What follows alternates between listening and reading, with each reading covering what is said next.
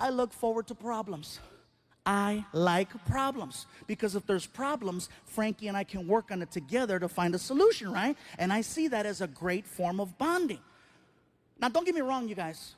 Sometimes it's expensive. Yeah, you're laughing. Let me tell you. Like one time they took his iPhone from school and he comes home and he's all devastated, right? He's like, Dad, I gotta talk to you. I'm like, what? Tell me what? They stole my phone. I'm like, that's why you're talking. And I started laughing. He goes, it's not funny. I go, you have no idea how funny it is.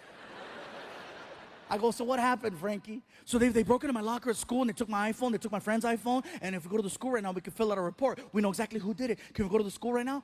I go, listen, Frankie, I'd love to, but I'm really, really tired. I just got off a flight, and I guess, I'm really, really tired. I promise you tomorrow morning I'll take you early, I'll help you fill out the report, and we'll turn it in. Can we go right now? I go, Frankie, seriously, please, tomorrow. I need my phone. I go, listen, Frankie, you can handle one day without your phone.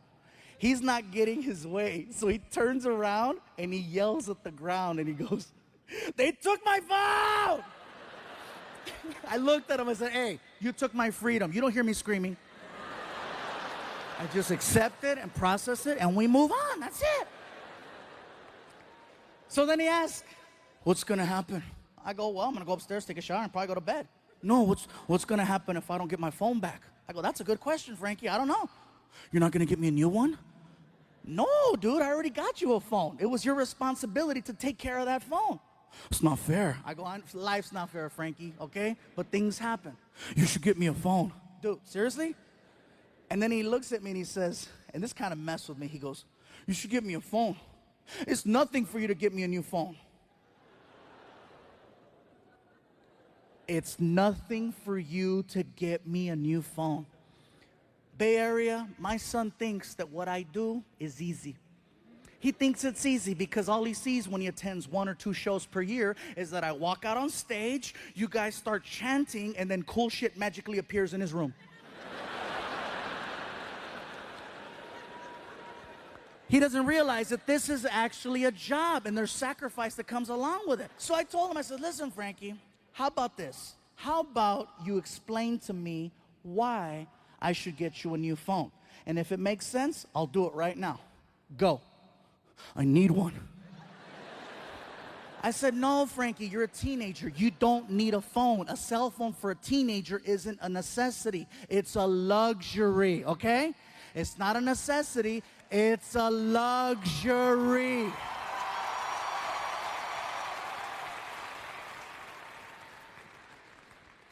He says, what if there's an emergency? I go, like what? Someone taking your phone? What did you do today when they took your phone? I went to the cafeteria and I talked to my friend Angel and he let me use his phone and I called my mom and I go, and guess what? If that doesn't work, you can go to the office and let them know there's a family emergency. Please contact my mom or my dad. Next, what if you need to get a hold of me? I know what school you go to. What about when I'm walking home? I know the route that you take.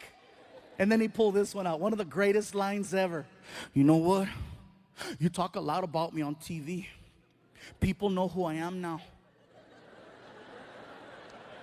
What if someone tries to kidnap me? I said, you weigh 225. Good luck. They are not kidnapping your ass without an iPhone and a box of Oreos. That's the only way that's gonna happen. I said, Frankie, do you realize how lucky you are? You had a phone. I didn't have a phone in school. Your mom didn't have a phone in school. If we needed to make a phone call, we had to carry change or we had to call collect. What's that? Oh my God. Trying to explain the concept of a collect call to my kid is like trying to explain rocket science. He'll never have to deal with it. He'll never know what it's like to be out late somewhere and have to use a phone. First of all, to find a payphone. If you see a payphone now, you look at it like, oh wow, they forgot to take it down. Get your camera, take a picture, because that shit's gone. Take a picture. He'll never know about staying out late at night and having to use one of those nasty phones and taking off that receiver. You know, the nasty one that has gum and gonorrhea all over it, right? And you got to keep it far away from your face so you don't get infected. And then you make that phone call. You know that freaking, when you make a collect call back in the day, it was expensive. He's not going to have to do that now. Back in the day, if you made a collect call, it was a mission. It was a mission and it was expensive. If you called my mom collect, it better have been life or death. Or that's what it was gonna be. You call my mom back in the day, shoot, we were on welfare and Section 8. Every penny counted. You call her up, hello, and then she get the presentation. AT&T. Do you accept a collect call from caller? At the tone, say only your name. You had to get creative. Mom, it's me, pick me up at 7-Eleven, 6 I love you, bye. Do you accept the charges? Hell no, I'm on my way, mijo.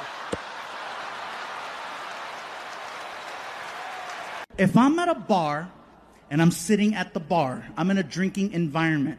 If someone sends me a shot, I don't say no.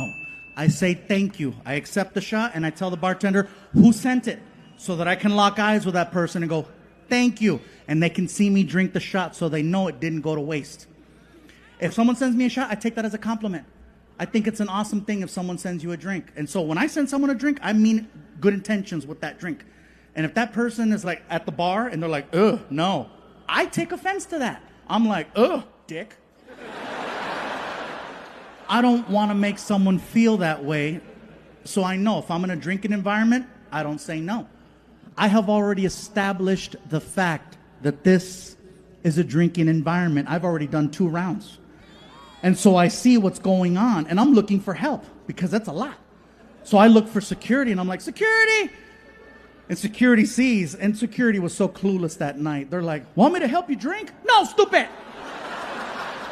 Martin is gone somewhere, security's clueless, so I'm stuck on my own. So I walk over and I start drinking. I grabbed the first shot and I held it up and I said, to Orlando. Boom. Second one, to Orlando. Boom. Third one, to Orlando. Boom. After about 8 shots, I was like, to Nanando. Boom. After about 12 shots, I was like, to Armando. Boom. I did 17 shots of Jaeger. At this point, people are no longer watching my show for the sake of stand-up comedy.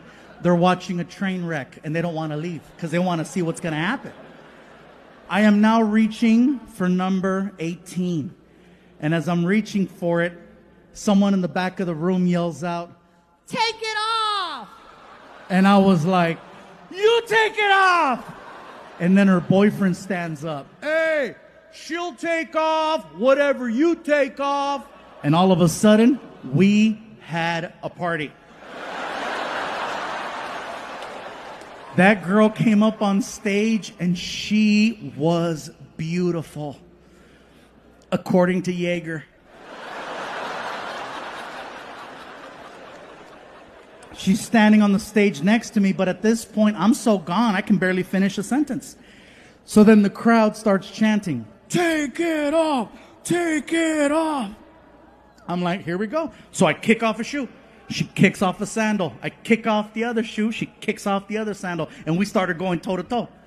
Eventually, I end up in my boxers and nothing else.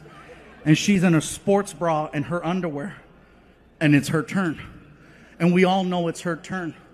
And this is what I feel like I might get in trouble for because I was instigating. I was like, we're going to see something. We're going to see something. I don't know what we're going to see, but we're going to see something. It's either going to be Momo or Meow Meow. It's going to be something. As soon as she heard Meow Meow, she ran off the stage. And now I'm standing there in my boxers. No one there to help me. Finally, my friend shows up. Martin comes out the door, runs down the stairs, takes the microphone away from me. He goes, get your ass upstairs. I'm not paying attention. I'm just looking at the ground. You know, I am gone. I'm this guy. I look like the end of a Mortal Kombat game. So I'm not looking at Martin, so he pops me in the chest. He goes, hey, huh? And I see Martin's face. And his whole face is covered with salt. Because he's a whore. Martin says, get your ass upstairs. Okay, Martin. So I start trying to walk up the stairs, but I can't because I'm too drunk. So I got to do that little baby bear crawl. You know, that football thing where you get on all fours. And so I crawled all the way up the stairs like a little baby bear. And when I got to the top, everyone cheered. He made it. And so I'm still, woo! And Martin, he's just trying to get me to go away. He's like, ladies and gentlemen, one more time for Mr. Gabriel Iglesias. This man gave you everything he had. He almost got naked for you. And then I heard, almost. And a little devil appeared on my shoulder. And his name was Jaeger. And from the top of the stairs, freaking 3, 2, 1. I tell you what.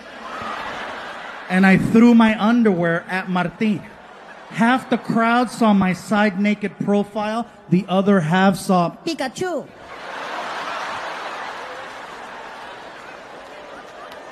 So next thing you know, I got in line. I had to get a little ticket with the number, like when you're at the DMV or, you know, meat market, pinche carniceria, right? La bodega. Número 5. Yeah, you know. I got in line. 45 minutes. I waited in line. And as soon as I get to the front, this guy comes up to the counter and he's like, how can I help you, son? Well, and by the way, I heard some of you chuckle, and just so we're clear, I'm not saying that all people who sell guns talk like that. But his name was Jim. So Jim was like, how can I help you, son? Well, I'm here to see about purchasing my first firearm. Well, you come to the right place. You know what you want, or you need a hand?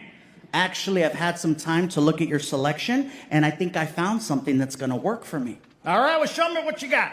Okay, right over here in the case, right here, this one. This one? Yeah, right here. This right here. This one, yeah. The one right here in the front. This one. No, not that one. This one. This one. No. This one. Not that one. This one. No, right here. The one in the front. Go with the tag. The tag. Right here. The one that says 2-2.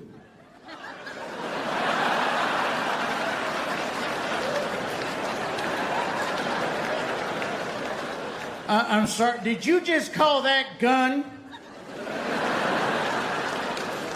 a 2-2?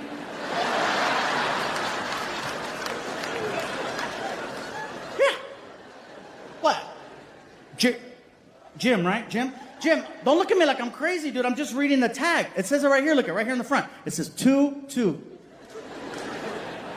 You mean a 22? Well, yeah, I guess. 2-2, 22, same thing. Son, I hate to break it to you, but there's a big difference between a 2-2 and a 22. But hey, this is California, so whatever floats your boat, son, all right? Now, is there any particular reason why you have selected a 2-2? Well, as impressive as your selection of guns here is, I recognize a lot of them from movies. It's a bit much for me. I'm very simple. This gun looks very manageable. It's small, and, you know, it looks easy. Plus, it's on sale. You know what I mean? And I mean, come on, man. A gun's a gun, right?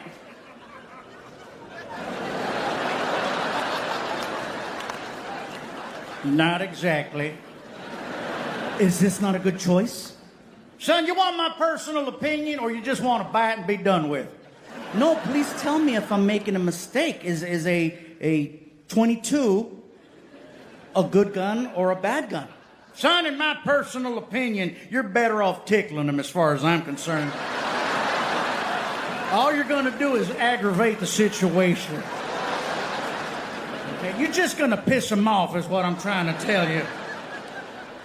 Well, Jim, listen to my thought process. My whole idea for the gun is I'm going to use the gun more so like as a deterrent. So if somebody breaks into the house, they're going to see this big, bald Mexican holding a gun, and then they're going to think twice and then rob my neighbors instead. Son, if somebody breaks into your house and they have a gun, they're going to know you're holding a 22. And I'll tell you what's going to happen.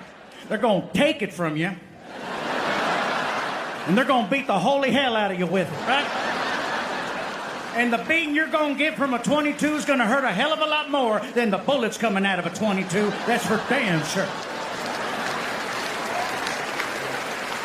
Now listen, I don't know you, but I think I know your situation.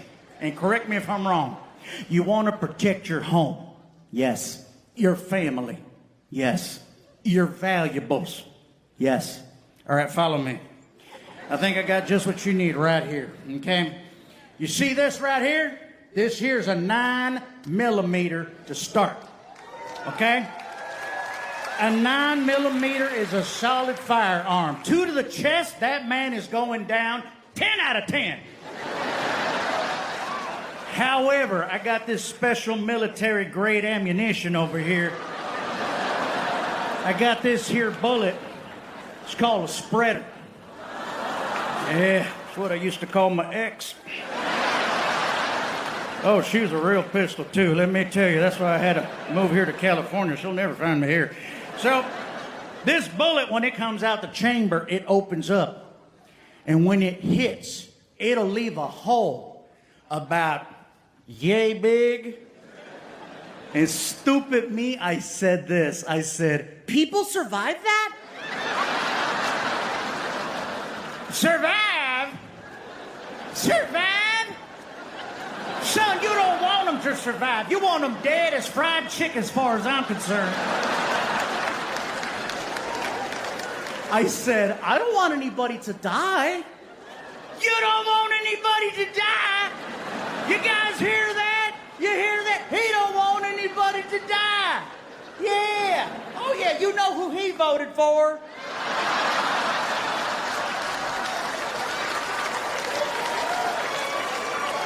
Look here, Tutu, you're stressing me the hell out, man. I want to help you, but you got to want to help yourself. So listen. I'm going to do everything in my power to get through this. I'm going to paint a picture for you, okay? You're home. Someone breaks in to your home. They have a gun. You have a gun. You have already told this person to leave or you will shoot. And they're not leaving. Matter of fact, they're doing the complete opposite. They're getting closer and closer and closer and closer. Now they're so close you can see the whites of their eyes. This individual is standing directly in front of you. You can see each other. This individual is prepared to do whatever it takes to leave with whatever they want, including taking your life. My question to you is, are you prepared to do the same? Are you willing to protect your family, your home, your valuables, and most importantly, yourself in this situation? What are you gonna do?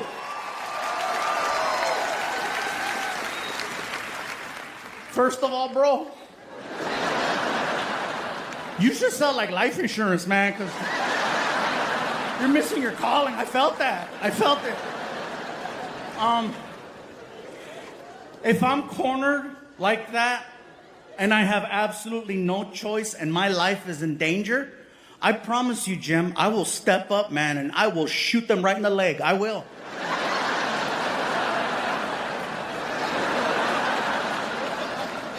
You really think you're gonna hit the leg, Mr. First-Time Gun Owner?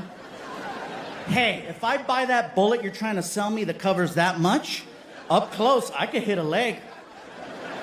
2 steps closer, I'll shoot him in the huevos. I will, dude. I'll hit a pelota. I will. No more babies, man. All right. You don't gotta get graphic on me now.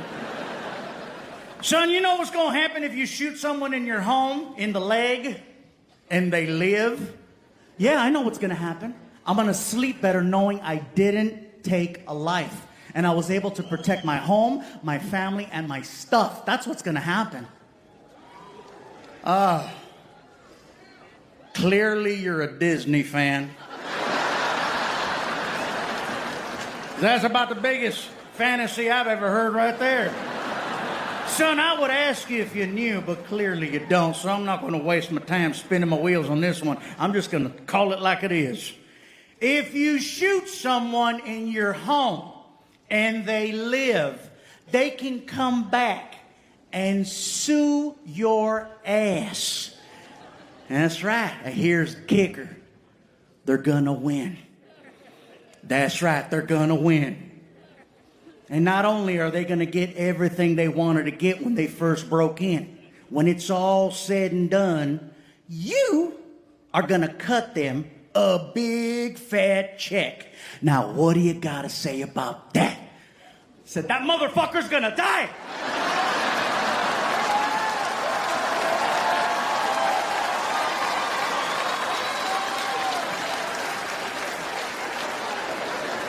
He got excited. Now we're talking.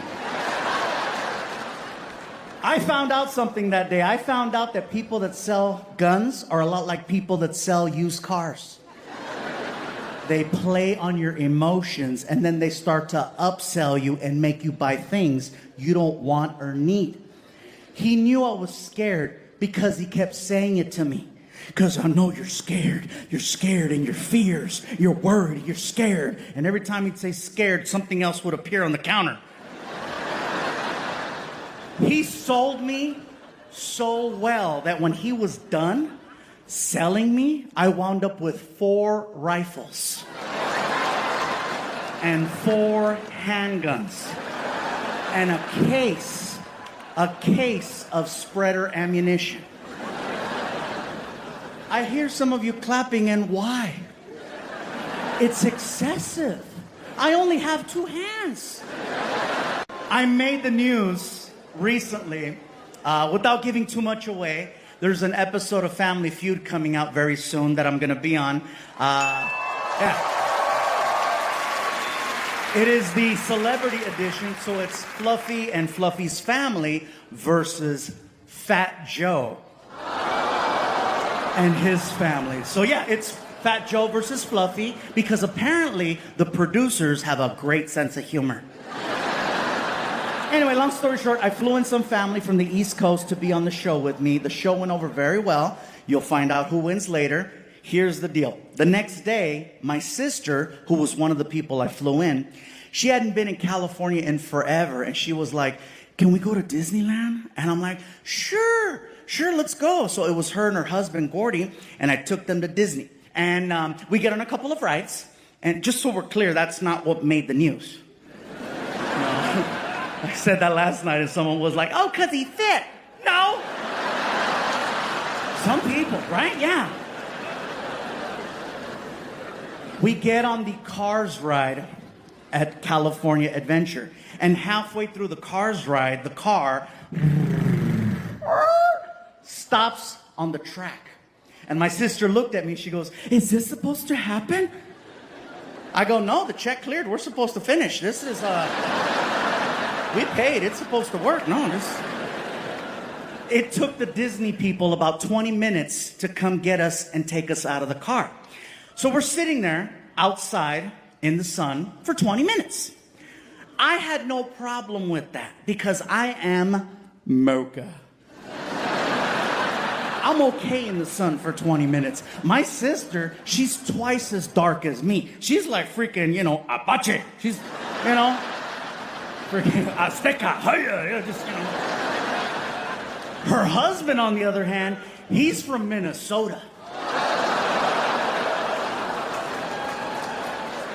He almost died. Oh, don't you know? Yeah, so while we're sitting there in the car, waiting for the Disney people to come take us out of the car, the people waiting in line realize that the ride has been shut down. And so from the ride, you can see the line. People see the car on the track, and then they see who's in the car. And all of a sudden, cell phones start coming out. And by the time we left Disney, TMZ had already reported the story. And you can Google this, okay? TMZ reported the story. Before we left the park, it said, "Fluffy stuck on LA freeway at Disney." I thought it was cute. I thought it was silly. I thought it was funny. I thought it was okay. Until I read the comments. Oh, some of you are dicks.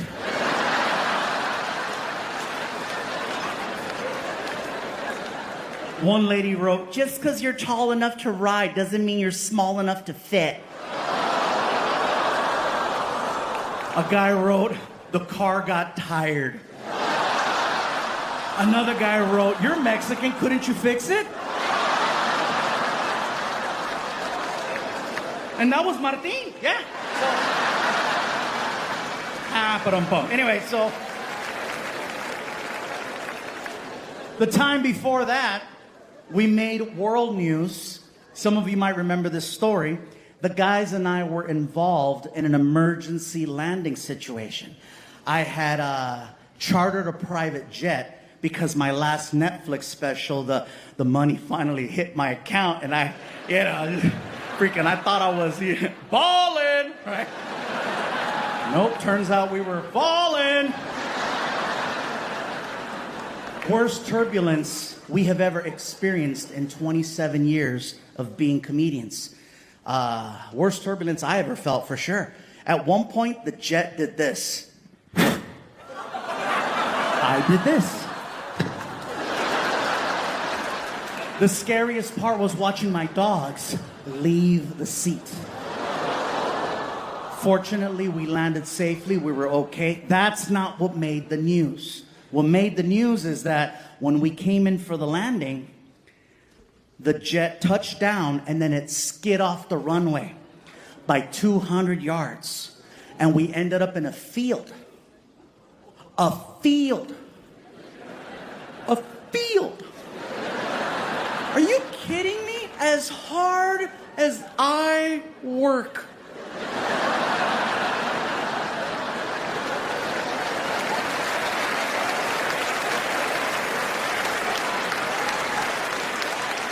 To break stereotypes.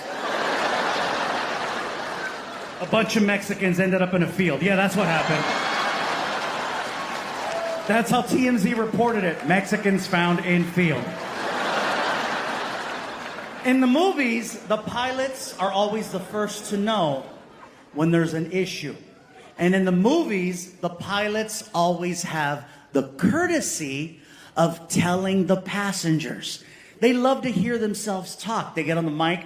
All right, sure, Captain speaking here. I just want to let you know we're going to be experiencing just a little bit of rough air. If you could just fasten your seatbelts, we're going to be A-okay. All right, I'll be right here with this minute. If it gets bumpy, you know.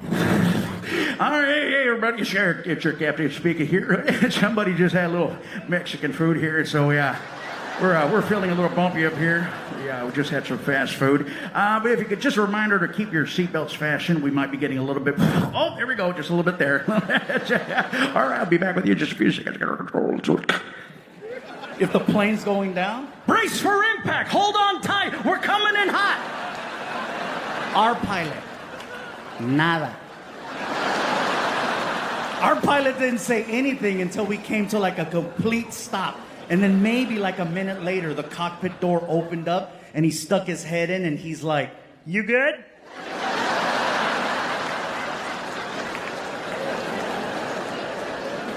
I was like, my chihuahua's in a cup holder. I am not good. It was a scary situation, you guys.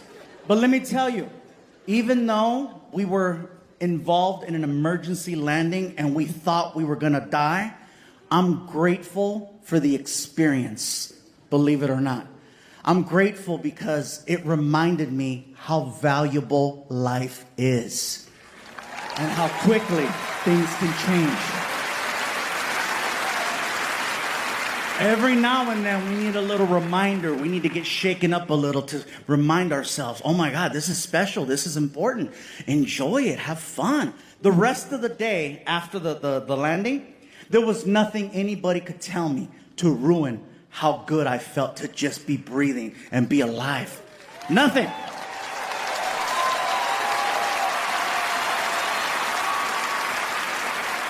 And so that's why I'm grateful for bad moments. And I think bad moments are actually a good thing because we need balance in life. You need to have bad experiences in order to truly appreciate good experiences. Not every day can be the same. And you need to have a way to It's a bad. Now, don't get me wrong. Don't get me wrong. Sometimes there's too many bad days in a row, and that shit sucks. You know, we're trying to figure out this whole thing with Netflix and doing a new special. And during the pandemic, 2020 especially, it was not even a possibility of assembling a few people, much less a stadium. So Netflix made it clear, we need a new special sooner than later, okay? This was right before they didn't have Squid Games yet. You remember?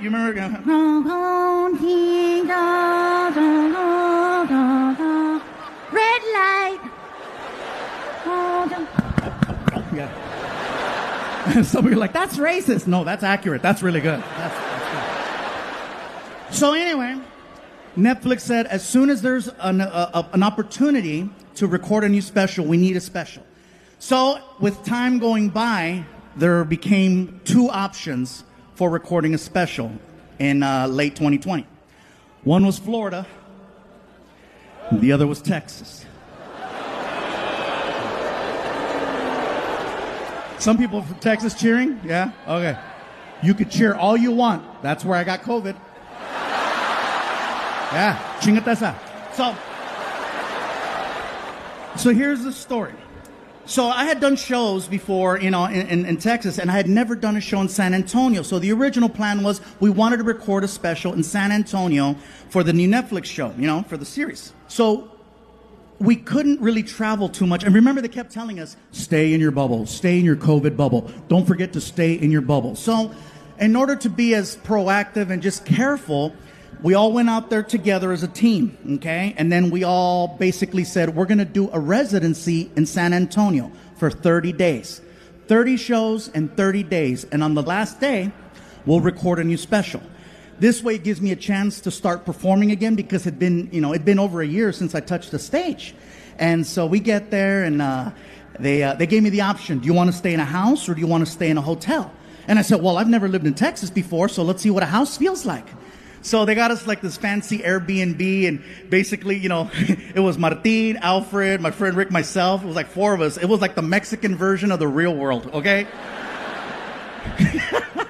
So we're all in this big house together. Everyone gets their own room. And so, of course, I get the big room because it's me. And, look at some. No. Yes. So I open up the door. I turn on the light. Click. And I'm like, this is a beautiful room. Wow, look how big it is. And then I notice there's a hole in the wall. And I said, that's weird. So I get really close to the wall. And when I got close, I realized it's not a hole. It's a big-ass roach. And let me tell you, I am not exaggerating when I tell you that cuca was this big. That roach was this big. Now, I have used this unit of measure before to exaggerate. And let me tell you, I'm not exaggerating when I tell you that freaking cucaracha was this big. And I don't want you guys thinking, oh, what, you think you're too good for roaches? No. I grew up with roaches my whole life. My mom and I, we lived in apartment buildings, projects. We always had roaches, but they were different. First of all, they were this big. And California roaches are very different. Okay? For example, when you turn on the light, they scatter. In Texas, he chilled. In California, they respond to sound and movement. Ah! Scatter. I tried my California technique on this Tejano roach. I said, ah! And the roach was like, what? Oh my God, I don't think he's in my room. I think I'm in his. And at that moment, my tour manager walks in the room and she's like, is everything okay with the accommodations? I said, no, the room is beautiful, but look at the wall. Aw, there's a hole in the wall. I said, get closer. She gets up to the wall and she's like, oh, it's a big ass roach. I said, you're okay with that? She said, he's not in my room. She can see that I'm visibly bothered by this roach. So she's like, would you like me to take care of your little friend for you? And it is a little emasculating because I'm a big guy and she's like 5'2". So she's like, move, fool. She takes off her shoes, she grabs it, she gets up on a chair, and she brings it back, and she's like, soy la 69. Bam! Nailed that roach. Threw down her shoe, put it on. I look at the wall, and it kept moving. And I said, you have angered our friend. And she was like defensive. Fool, round two. So she grabs her shoe, gets back up on the stool, and she brings it back. And just as she's about to nail this roach for the second time, that shit started flying. It was a Harry Potter roach. Oh, man, mira. She's ñañeras, man. So anyway, we were there for 27 days.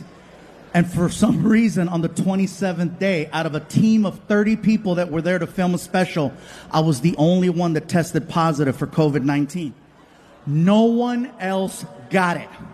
Not Martin, not Alfred, nobody. And I told Martin, dude, I don't know where I got it.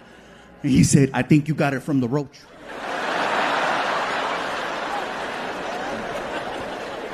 Anyway, on top of dealing with COVID, and by the way, a sincere apology to the city of San Antonio because I was supposed to tape a special with you guys, and clearly for obvious reasons we couldn't do it. But I hope you understand why I had to do this tonight.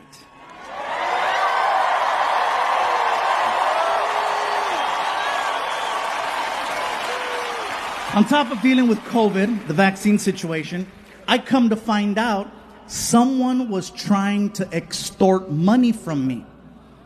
Yeah, and they weren't even family. So chingate esta, watch. I get a phone call from my manager telling me that someone reached out claiming to have video footage of me being inappropriate with models. Yeah, see? Look at it. You guys are like me. Yeah, I'm like, I need to see it too. Now, no disrespect to any woman who has ever given me the opportunity.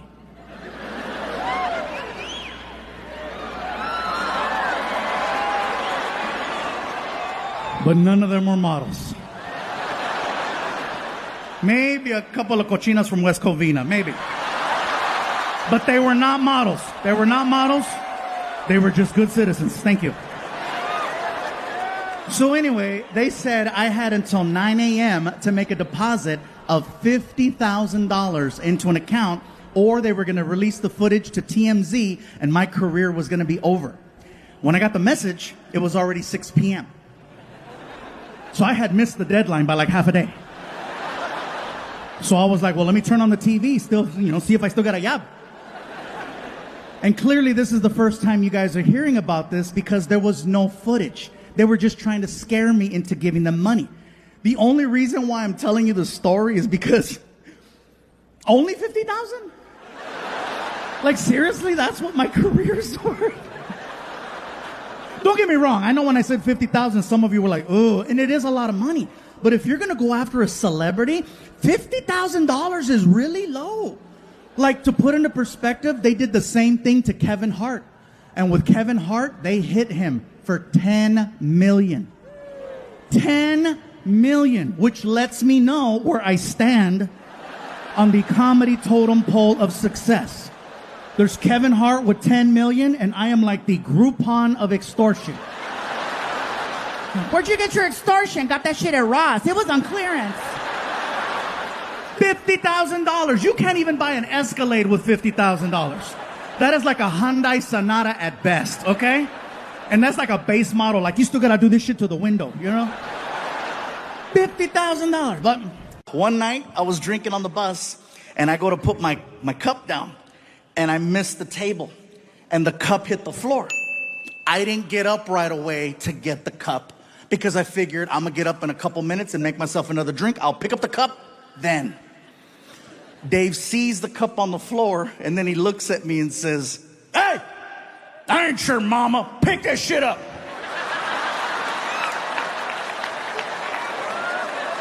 I get to the back of the bus, and I'm like, wait a minute, I pay him. "Hey, Dave, shut up. Yeah, I'll be in the back in my room. Thank you.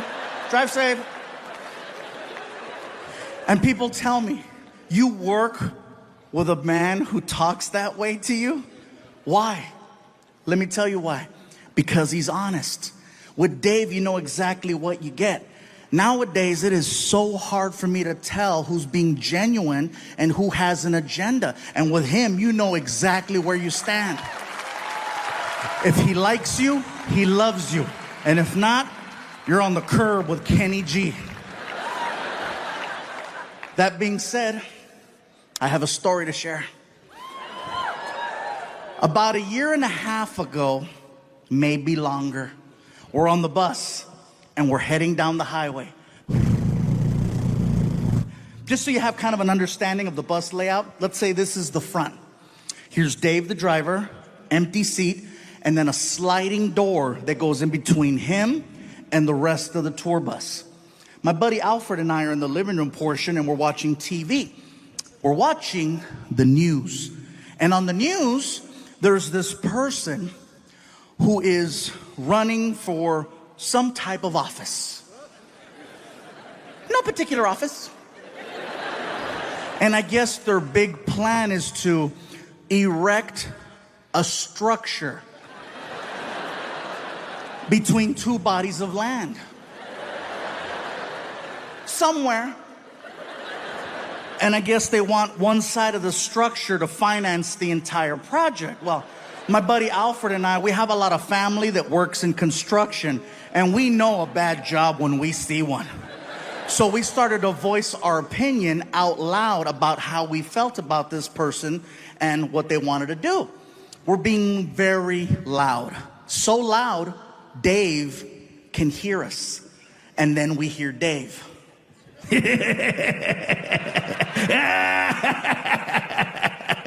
America. I yell out to Dave. I said, "Be quiet, Dave. This isn't about you." He taps a button on the dashboard that activates the sliding door. And when the door's about that far from closing, he yells out, "I'm building a wall."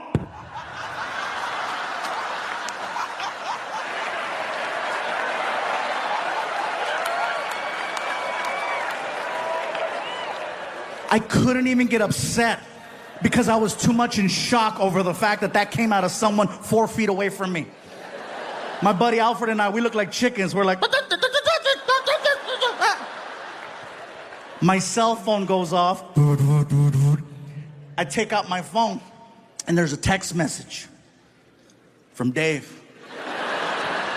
And I said, "That's right, he better say I'm sorry. He better say just kidding." I open up the text message and it says, "And you're paying for it."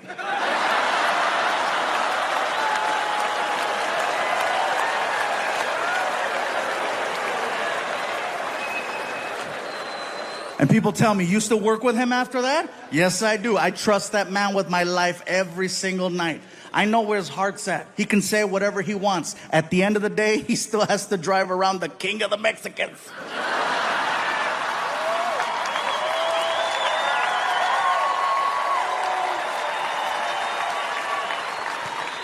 The point to this story is, just because you have a difference in opinion, it doesn't mean that you can't have respect for one another, that you can't have love for one another, that you can't have incredible friendships with one another. It's our differences that make us special. What a lot of us need to work on is our delivery. It's all in the way you say things. That's why text messages are always misinterpreted, because you read the text according to how you feel. What does he mean, hello? Yeah. Anyway, Dave has gotten us to 48 of the 50 states. He doesn't travel with us outside of America. He prefers it that way. Last year, we got a chance to do a European tour of 15 countries. Estonia, Germany, Norway, Belgium, the Netherlands, UK. We're just bouncing around all over the place. And then we wound up on the other side of the world. Out of all the countries I performed in, my favorite country outside of home is Australia. And I'll tell you why. Australia, much like us in America, has its list of priorities. You know what's not on their list? Political correctness. They do not care about your feelings. It's like a country full of Daves. Believe it or not, it's very refreshing to be around such a large group of people who speak their minds so freely. And if you know that before you go there, you're gonna have an amazing time. But if you don't know that and you show up, it is a culture shock and a half, because I showed up and I didn't know. Everybody says you gotta see the beaches, and I went to the beach. I had people coming up to me. Hey, somebody help me get him back in the water. Yeah, right there, big fella. Look at you right there. Oh, look, he's moving. He's moving. He's moving. Oh, he's crying. He's crying. I bet it tastes like gravy.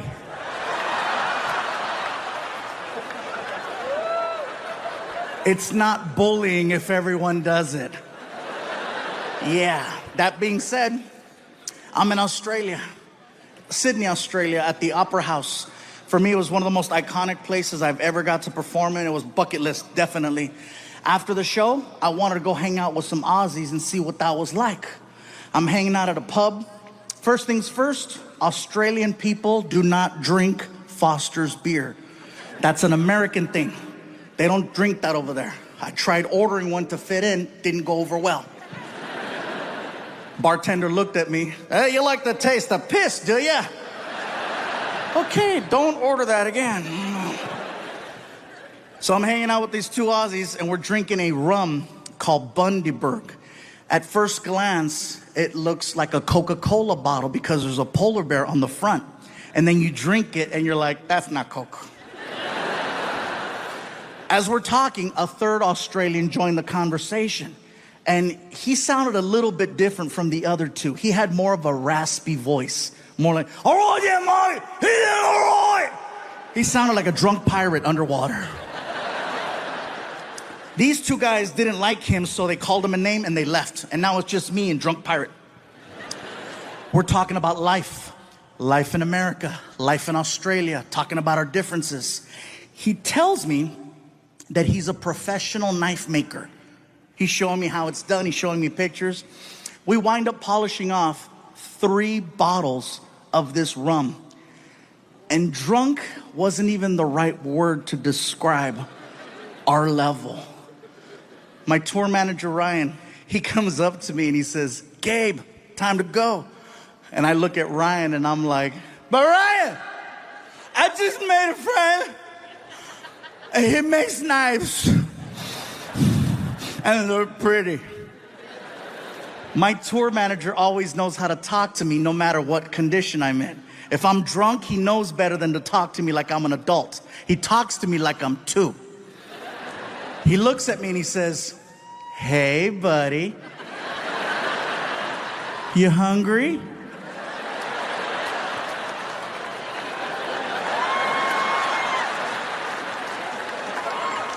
Well, listen, if we don't leave right now, they're going to close McDonald's and you're going to have to eat at the airport. I gotta go. Oh, Mom, you gotta go, no worries. And he goes to shake my hand. And when he shook my hand, he put his personal pocket knife that he made in my hand as a gift. That's for you, Mike. Thanks for being nice. Thank you. Thank you. I'm gonna cut cheeseburgers with this. One night, I was drinking on the bus, and I go to put my cup down, and I missed the table, and the cup hit the floor. I didn't get up right away to get the cup because I figured I'm gonna get up in a couple minutes and make myself another drink. I'll pick up the cup then. Dave sees the cup on the floor, and then he looks at me and says, hey, I ain't your mama. Pick that shit up.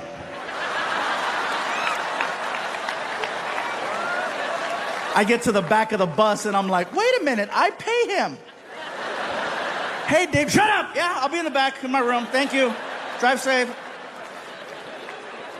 And people tell me, you work with a man who talks that way to you?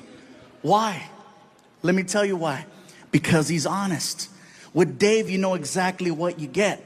Nowadays, it is so hard for me to tell who's being genuine and who has an agenda. And with him, you know exactly where you stand. If he likes you, he loves you. And if not, you're on the curb with Kenny G. That being said, I have a story to share. About 1.5 years ago, maybe longer, we're on the bus and we're heading down the highway. Just so you have kind of an understanding of the bus layout, let's say this is the front. Here's Dave, the driver, empty seat, and then a sliding door that goes in between him and the rest of the tour bus. My buddy Alfred and I are in the living room portion and we're watching TV. We're watching the news. And on the news, there's this person who is running for some type of office. No particular office. And I guess their big plan is to erect a structure between two bodies of land. Somewhere.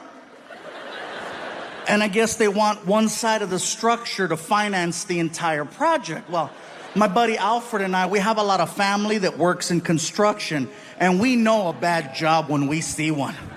So we started to voice our opinion out loud about how we felt about this person and what they wanted to do. We're being very loud. So loud, Dave can hear us. And then we hear Dave.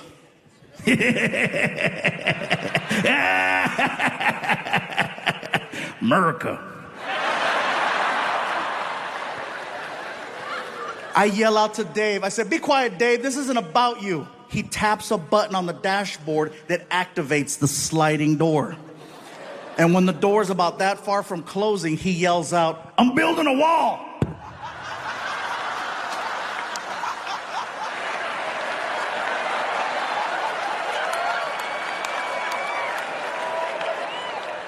I couldn't even get upset because I was too much in shock over the fact that that came out of someone 4 feet away from me. My buddy Alfred and I, we look like chickens. We're like... My cell phone goes off. I take out my phone, and there's a text message from Dave.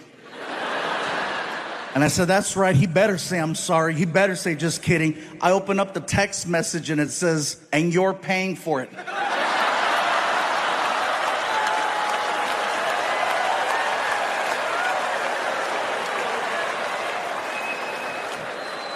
And people tell me, you still work with him after that? Yes, I do. I trust that man with my life every single night. I know where his heart's at. He can say whatever he wants. At the end of the day, he still has to drive around the king of the Mexicans.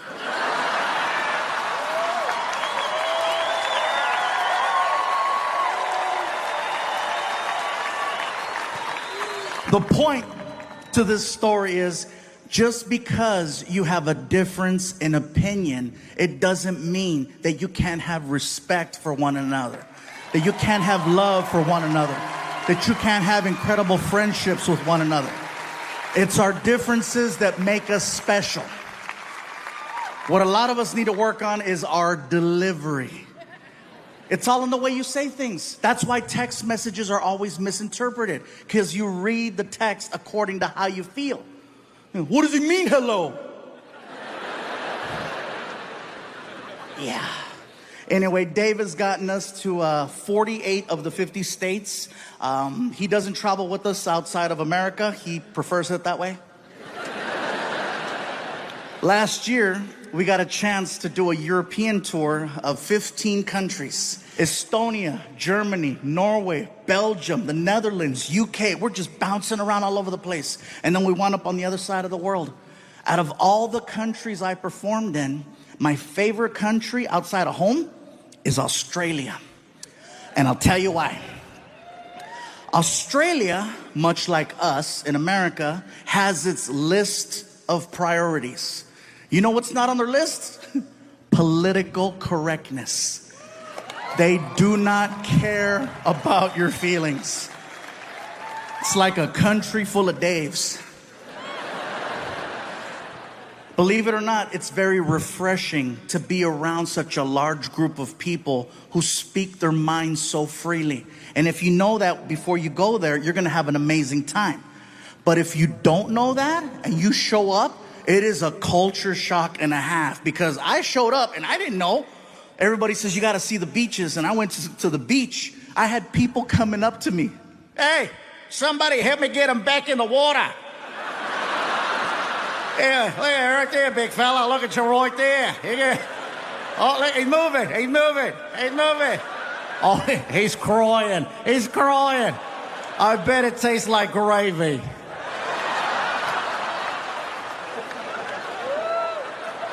It's not bullying if everyone does it. Yeah, that being said, I'm in Australia, Sydney, Australia, at the Opera House. For me, it was one of the most iconic places I've ever got to perform in. It was bucket list, definitely. After the show, I wanted to go hang out with some Aussies and see what that was like. I'm hanging out at a pub. First things first, Australian people do not drink Foster's beer. That's an American thing. They don't drink that over there. I tried ordering one to fit in, didn't go over well. Bartender looked at me. Hey, you like the taste of piss, do ya? Okay, don't order that again. So I'm hanging out with these two Aussies, and we're drinking a rum called Bundaberg. At first glance, it looks like a Coca-Cola bottle because there's a polar bear on the front. And then you drink it, and you're like, that's not Coke. As we're talking, a third Australian joined the conversation. And he sounded a little bit different from the other two. He had more of a raspy voice. More like, all right, yeah, mate, he did all right. He sounded like a drunk pirate underwater. These two guys didn't like him, so they called him a name and they left. And now it's just me and drunk pirate. We're talking about life. Life in America, life in Australia, talking about our differences. He tells me that he's a professional knife maker. He's showing me how it's done. He's showing me pictures. We wind up polishing off 3 bottles of this rum. And drunk wasn't even the right word to describe our level. My tour manager, Ryan, he comes up to me and he says, Gabe, time to go. And I look at Ryan and I'm like, but Ryan, I just made a friend. And he makes knives. And they're pretty. My tour manager always knows how to talk to me no matter what condition I'm in. If I'm drunk, he knows better than to talk to me like I'm an adult. He talks to me like I'm 2. He looks at me and he says, hey, buddy. You hungry?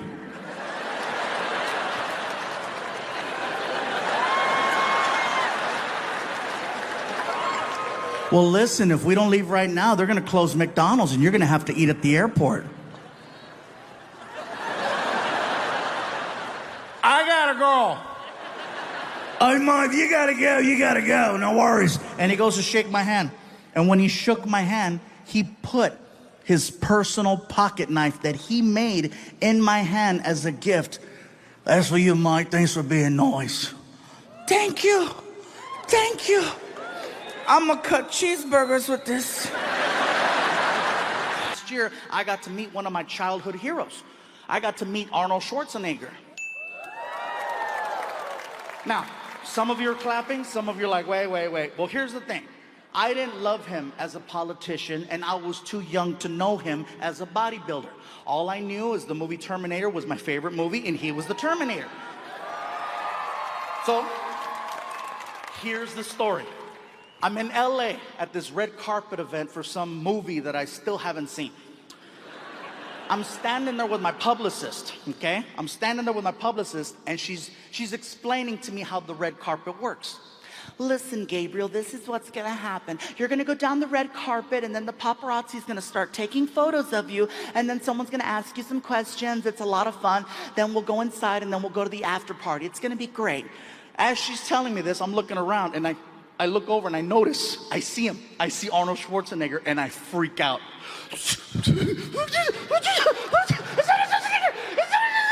Relax, relax. You've never met Arnie? I said, no, I've never met Arnie. I work with him all the time. He's really nice.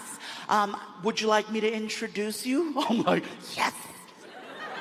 she takes me by the hand and she walks me directly to Arnold. I'm freaking out so bad, I look like a big ass toddler. We get over to Arnold Schwarzenegger's area, and he's Arnold Schwarzenegger. He's already got a big group of people around him waiting to take a photo. So I'm just patiently waiting.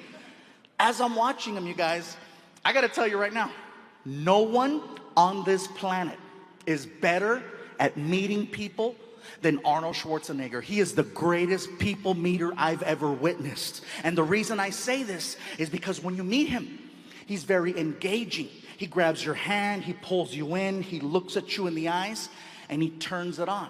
When you meet Arnold, you get exactly what you think you're gonna get. It's awesome to watch. You know? How are you? So nice to meet you. You're so strong. You put my hand. Hey, look at you. This is incredible. Got these lights and this red carpet. This is incredible. Excuse me. How are you? Hey, you're so strong. You put my hand. This is incredible. Look at you. People are walking away from him, looking at their hand. They're looking at their hand, you guys. 10 minutes I'm watching Arnold Schwarzenegger light people up. And then I noticed something else. I noticed that Arnold has a handler, a guy who stands right behind him. And it's this guy's job to basically reset Arnold for the next person he's about to meet. Arnold Schwarzenegger will never cut off a conversation with the fan. The guy behind him listens in on the conversation, and he determines when enough is enough, and then he signals Arnold to cut it off and move on. Here's the signal. He grabs the back of Arnold's arm right there, 2 times. 1, 2. That lets Arnold know, cut it off, time to move on. Always to the left. Awesome to watch. This is incredible what these lights and these special effects is going on here. Excuse me, how are you? Nice to meet you. You're so strong. Hey! I'm like, oh. So I yell out to the handler, hey! And the handler turns around. Hit him! I want to meet him. Hit him! And he starts laughing because now he sees that I see how the Terminator is really working. So he gives me one of these. Next thing you know, he is lighting Arnold up. He is hitting Arnold so fast, Arnold can barely keep up. Excuse me, pardon me, excuse me, hello, how are you? Excuse me, pardon me, high five, high five, high five, high five, high five, pardon me, excuse me, hello, how are you? Very good. Pound, pound, pound, pound, pound, pound, pound, pound, pound, pound, pound, pound, pound. He's coming down the line, coming down the line, coming down the line, and I'm just waiting. And I stick my hand out, and he grabbed it. How are you, son? I recognize you. I know who you are. You're the comedian who does the joke about the Indian man trying to rob a bank, but he cannot rob the bank because they are making fun of him. And in my head, I'm like, he knows me! Outside, I'm like, yeah, that's me. You are hysterical. Give me your contact information. You are the funniest person. Excuse me. How are you? Nice to meet you. You're so strong. Meeting Arnold is like a really good roller coaster. You want to go to the end and meet him one more time. You know what I'm saying? What's up, you guys? It's me. I'm back. He's back and he's got a new shirt. Yeah, just for the week, you guys. It's going to be fun. So I'm just going to cut to the chase, you guys. This is season 2, Stand Up Revolution, and I wanted to show you guys some amazing comics that were on my show this past year. You're going to love them. You're going to enjoy them. I'm going to kick it off right now with a very funny man. He's traveled all over the world, and if he hasn't, you're going to see him soon. Give it up for Mr. Dove Davidoff.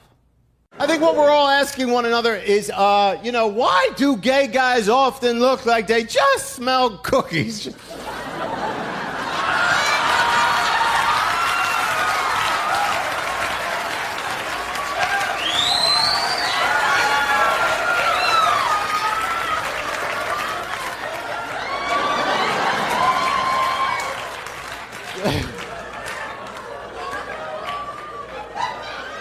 Did somebody just make? It's like, no, you're gay. There's no cooking. I love the gay man.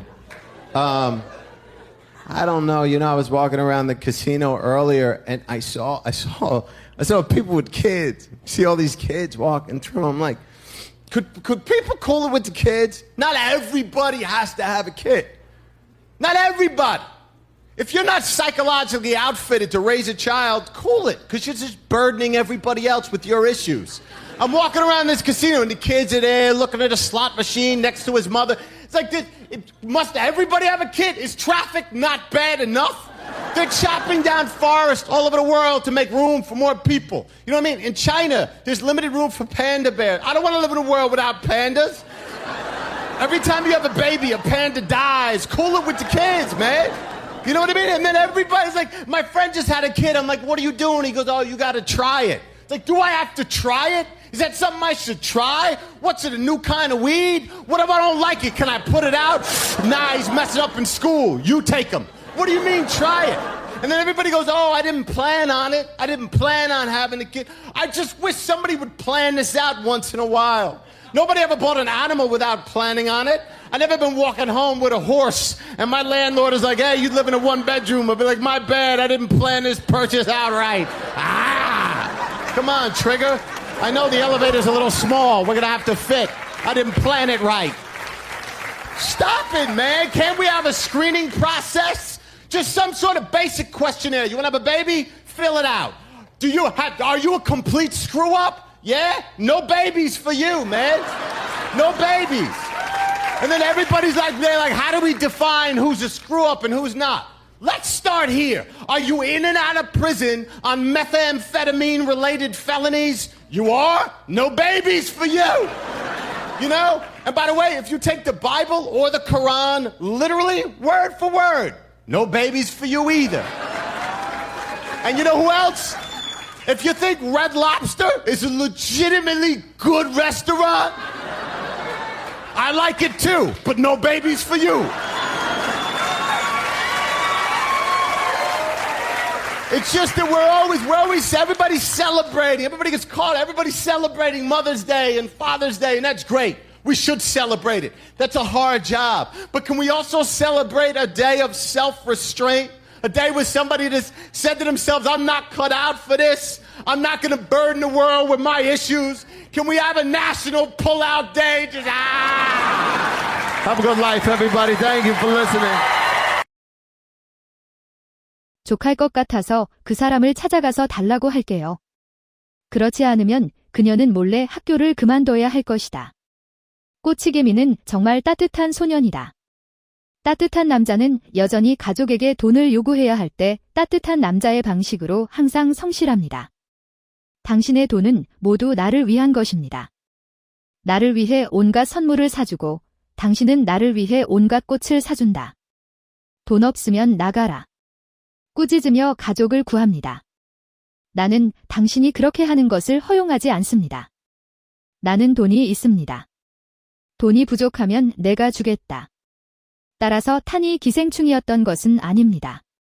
왜 먹지 않니? 그는 프리로딩을 가장 좋아합니다. 그는 사진을 좋아해요.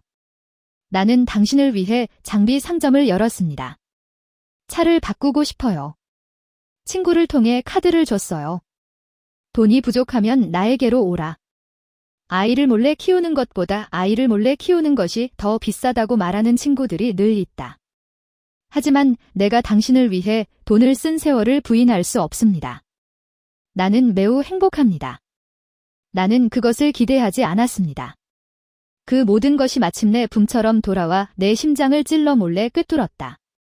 다음 날 오후 나도 비행기를 타고 돌아왔다. 누군가가 그가 돈을 모으고 있다고 나에게 밝혔습니다. 그는 오랫동안 소중히 여겨온 카메라를 팔려고 했습니다. 심지어 자신을 빌려준 친구들에게 돈을 돌려달라고 요구하기도 했습니다. 예상대로 그는 자선단체 대신 이 정도의 돈을 부담할 작정이었다. 하지만 그것은 내가 당신에게 주는 선택이 아닙니다. 그래서 고소를 하거나 법원에 가는 경우에도 모아둔 서류를 모두 보냈습니다. 르 탐켄 슈연은 공동 피고이다. 나는 요즘 한가하지 않습니다. 나는 많은 증거를 수집했습니다. 나는 탐켄 슈연의 습관을 아주 잘 이해합니다.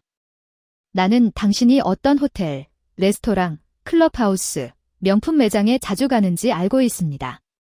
그들의 불륜을 확인하는데 3개월은 그리 길지 않다. 너무 쉽다. 두 탄의